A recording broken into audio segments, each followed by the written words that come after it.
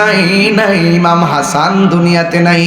এমন একটা সময় আসছে মুনাফিকরা ইমাম হুসাইনকে কারবালার জমিনে, আল্লাহু আকবার, কারবালার ময়দানে নিয়ে গেছে। বন্ধুরে কেমনে নিয়ে গেছে? আপনি আমগোর কাছে আসেন, আপনার কাছে মুরিদ হমু। যদি আপনি না আসেন, আমরা যদি বায়াত না হইয়া মারা যাই, তাইলে হাসরের ময়দানে আপনার বিরুদ্ধে নালিশ দিমু। এইগুলা ছিল চিঠির ভাষা। আরে কারবালার ঘটনা যদি ইহুদিরা ঘটাইতো, মনটার মধ্যে বুঝ দিতাম। খ্রিস্টানরা ঘটাইলে মনটার মধ্যে বুঝ দিতাম। কারবালার ঘটনাটা ঘটাইছে দাড়িওয়ালা, টুপিওয়ালা, ফাকরিওয়ালা, ফুরাতের পানি দিয়া উজু গোসল কইরা ওই পারের মধ্যে নামাজ পড়েছে জামাতের সাথে। ওই মুনাফিক মুসলমানদের কারণে আজকে অনেকে বলেন ফিলিস্তিন কেন এই অবস্থা। ফিলিস্তিনের এই অবস্থা একমাত্র ক্ষমতাধর মুনাফিক মুসলিম রাষ্ট্রের কারণে। কথা কোন ঠিক না বেঠিক? ইসলামের যত ক্ষতি হয়েছে একমাত্র মুনাফিকদের কারণে। এই জন্য মুনাফিক বাংলাদেশও আছে না নাই?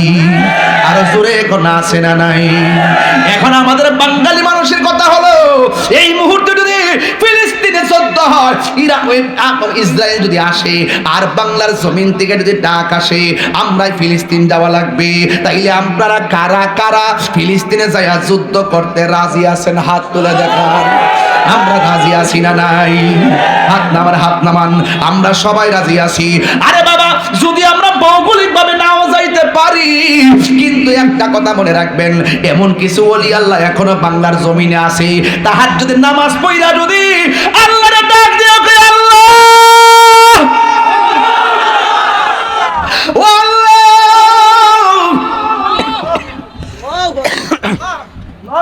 ফিলিস্তিনের মুসলমানদেরকে রক্ষা করো।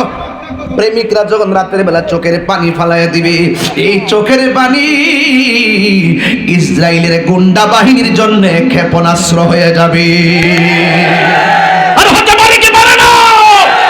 আরে গৌর গোবিন্দ যখন ইসলামের বিরুদ্ধে কথা বলেছে, বুরহানুদ্দিনের বিরুদ্ধে অবস্থান নিয়েছে, কালিমাকে নস্যাৎ করে দেওয়ার জন্য ষড়যন্ত্র নির্লক্ষ্য এঁকেছে, বাবা শাহজালাল ঈমানি চেতনায় আল্লাহু আকবার বলার সাথে সাথে গৌর গোবিন্দের বিল্ডিং ভাঙ্গা টুকরা টুকরা টুকরা টুকরা। এখনো এই বাংলার জমিনে শাহজালালের উত্তরসূরি আছে না নাই? খান জাহানের উত্তরসূরি আছে না নাই? গোলাপ শাহর উত্তরসূরি আছে না নাই? আমারও সে উত্তরসূরি আছে না নাই? এখনো যদি আল্লাহর প্রেমিকরা যদি ঐক্যবদ্ধ হয়ে খোলা আকাশের নিচে বৃষ্টির জন্য দোয়া করে, আল্লাহ বৃষ্টি নামায়া দেয়। নারায়ে তাকবীর, আল্লাহু আকবার, নারায়ে রিসালাত, ইয়া রাসূলুল্লাহ, শাহজালালের তলোয়ার, শাহজালালের তলোয়ার, সুন্নাত ওয়াল জামাত জিন্দাবাদ জিন্দাবাদ। রাগ করেছেন আমার সাথে? হাত মুঠ করেন। একসাথে আসেননি? ডাক দিলে মাঠে পাওয়া যাইবনি?